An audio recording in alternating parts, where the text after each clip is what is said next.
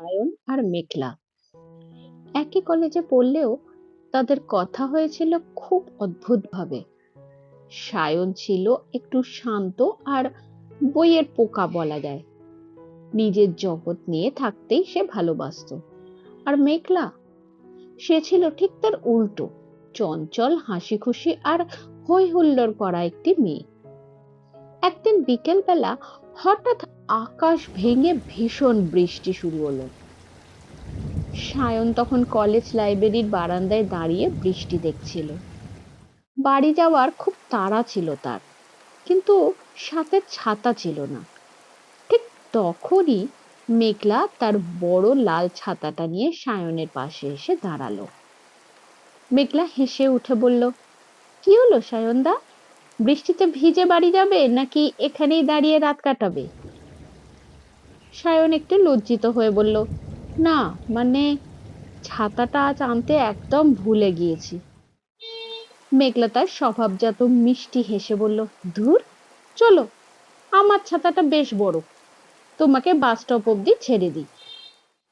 সেদিনে সেই লাল ছাতার নিচেই দুজন মানুষের পথের যাত্রা শুরু হলো। বৃষ্টির ঝমঝম শব্দ আর ভিজে মাটির সেধা গন্ধের মাঝে সায়ন একটা অদ্ভুত জিনিস খেয়াল করলো। মেঘলা নিজের এক পাশ দিয়ে ভিজছে, কিন্তু ছাতাটা সায়নের দিকে বেশি করে চেপে ধরেছে যাতে সে ভিজে না যায়। সায়নের মনে হলো, ভালোবাসা বোধহয় এইভাবেই ছোট ছোট যত্নে আর আড়ালের মধ্যে লুকিয়ে আছে বা লুকিয়ে থাকে। তারপর থেকে প্রতি বৃষ্টির দিনেই মেঘলা আর সায়ন সেই এক ছাতায় বাড়ি ফিরত। দিন গড়ালো, ছাতাটা হয়তো পুরনো হলো, কিন্তু তাদের মনের দূরত্ব কমে গিয়ে দুজনে এক হতে শুরু করলো।